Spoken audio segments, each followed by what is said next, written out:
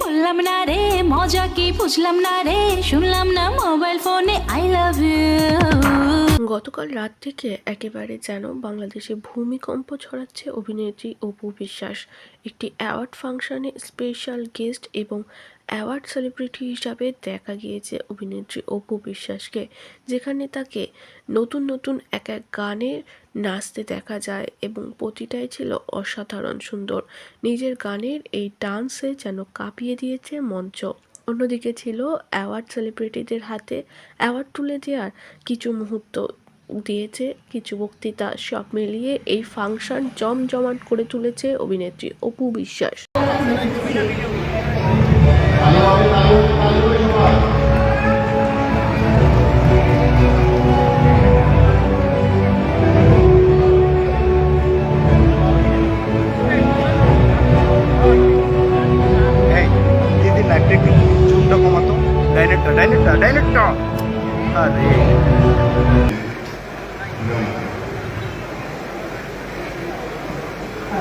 আসসালামাইকুম, good evening.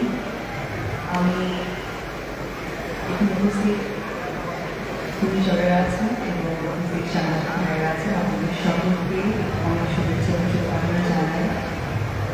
একটি platform আমি এদিন আজকে যাত্রা শুরু করবো, যে আমার কাছে মনে হয় আমাদের চলচ্চিত্র না, সংগ্রাম মাধ্যমে একটা বড় যাত্রা, আরেকটি নতুন শুভ সূচনা, সত্য জানার, সত্য দেখা।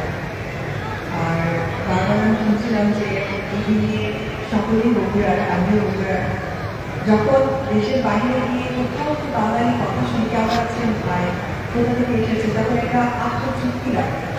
আর যেহেতু আমরা সকলেই বাংলাদেশের মানুষ, এটা তো অন্যরকম একটা ইউনিটি, কিন্তু যখন স্পেসিফিক শোনা হয় আমারই বগুড়ার মানুষ, আপনারা দেশের এলাকার মানুষ, তো তাদেরকে ভেরি ভেরি কংগ্রেচুলেশন যে এইরকম চলচ্চিত্রের কামড়ি হওয়ার জন্য এবং এখানে আমাকে এত সম্মানিত করার জন্য আমরা কৃতজ্ঞতা জানাই। স্পেশালি কৃতজ্ঞতা জানাই চয়ন ভাইকে, ওনাদের টিমে আছে, টিম মেম্বার একজন আমাদের চয়ন ভাই। আসলে আমি খুব বিজি স্ক্যাচুয়ালের মধ্যে আমি ভাইয়াকে ম্যানেজ করতে পেরেছি, সেটা যে ব্যক্তি করেছে রাহাত সাইফুল, তাকেও ধন্যবাদ জানাই।